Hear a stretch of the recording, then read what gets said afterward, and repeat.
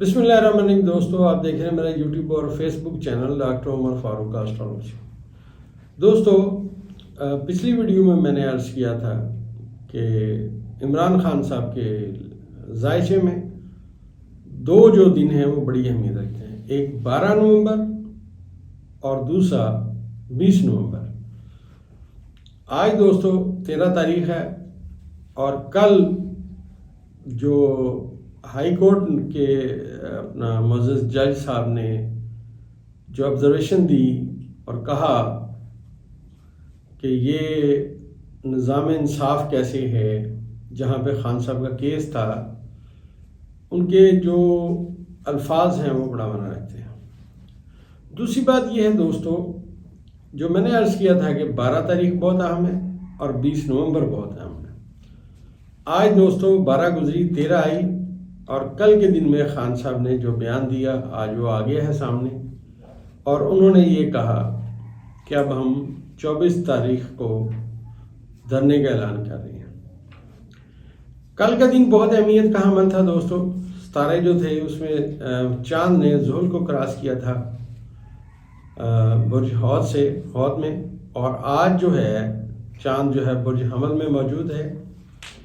اور یہ بات یاد رکھیں کہ یہاں پہ اس کی ابھی مریخ کے ساتھ پہلی پازیٹیو کمیونیکیشن ہوئی ہے، تو یہ پہلی پازیٹیو کمیونیکیشن یہ بتا رہی ہے کہ عمران خان صاحب نے یہ بات کی ہے کہ ہم اب 24 تاریخ کو احتجاج کریں گے اور دھرنا دیں گے۔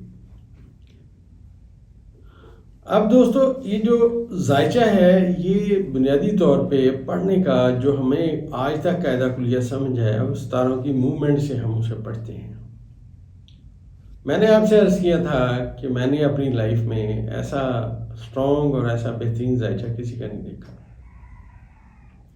بہت زیادہ دوستوں کے فون ہیں، آتے ہیں، میسیجز آتے ہیں، پوچھتے ہیں، ملتے ہیں تو پوچھتے ہیں۔ اب وہ جو ساری صورتحال ہے اس کو جب ہم بغور معائنہ کرتے ہیں، بغور اس کا مطالعہ کرتے ہیں اسٹارز کا، اس میں یاد رکھنا دوستو کہ زحل جو ہے عمران خان صاحب کے ذائچے کے چوتھے خانے میں ریورس حالت میں تھا۔ اب وہ ریورس ختم کرنے والا ہے، کل یہ ریورس اپنی ختم کر دے گا۔ اب یہ جو سسٹم ہے اور عمران خان ہے، اب ان میں سے کون طاقتور ہے؟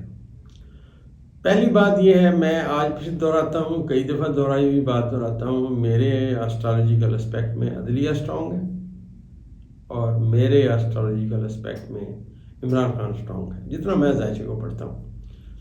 اور میں نے آپ سے عرض کیا تھا کہ زحل جب اپنی ریورس ختم کرے گا تو موجودہ وزیر اعظم کے لیے مشکلات کا ایک نیا باب جو ہے شروع ہو جائے گا۔ اور میں نے آپ سے عرض کیا تھا کہ نواز شریف صاحب کا سیاست میں اب کوئی نام و نشان نہیں رہے گا۔ اب وہ اپنا درس دینے کی کوشش کر رہے ہیں کہ یہ جناب کلچر ایسے ہے اور یہ باتیں ایسی ہیں، لوگ پیچھے لگ جاتے ہیں، انڈے ٹماٹر پھینکتے ہیں۔ جب آپ لوگوں کے حقوق پہ ڈاکہ ماریں گے، جب لوگوں کا حق سلب کریں گے، اپنے لیے سوچیں گے، ملک کو پیچھے کر دیں گے، کک بیکس لیں گے اور آپ کا کردار متنازع ہو جائے گا، عدالتوں سے آپ سزا یافتہ ہو جائیں گے۔ اور میں نے عرض کیا تھا کہ یہ جو پاکستانی قوم ہے یہ بڑی دلیر قوم ہے۔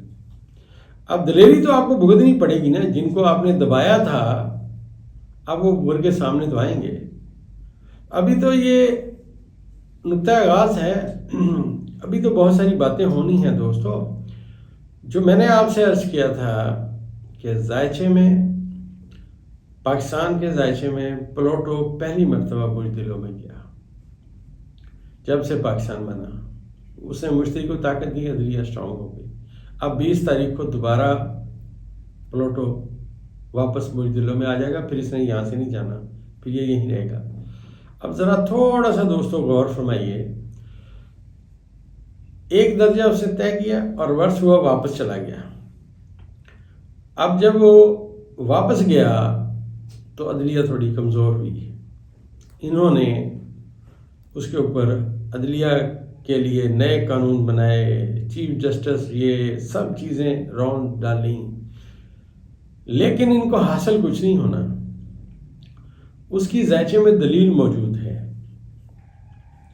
اس کی ذائچے میں سب سے بڑی دلیل یہ ہے کہ جو ہی کل 14 تاریخ کو زحل اپنی ریورس ختم کرے گا تو وزیر اعظم صاحب کے لیے مشکلات کا کل نکلنے والا سورج پہلا دن لائے گا۔ یہاں ایک بات اور بتاتا چلوں کہ جب پلوٹو وہ دلوں میں 1 درجہ طے کر جائے گا، 20 تاریخ کو وہ انٹر ہوگا، آنے والے چند اور تھوڑے دنوں میں وہ 1 درجہ طے کر جائے گا، تو یہ اس نے اپنی ریورس جو کی تھی وہ ختم ہو گئی، اب وہ طاقتور ہو جائے گا۔ اب جب 22 تاریخ کو جب سورج پہنچے گا اپنا برج قوس میں تو یہ ایک بہت سٹرونگ ٹرائنگل بنے گی آتشی برجوں میں، سورج کی اور مریخ کی، اور اس میں پلوٹو بھی موجود ہوگا۔ یہ در حقیقت وہ وقت ہے 22 تاریخ کا جس میں عمران خان ایک شخصیت کے طور پہ سامنے آئیں گے۔ اب آپ ان کی بزدلی کا اندازہ کر لیں کہ یہ کہاں کہاں بھاگے پھر رہے ہیں۔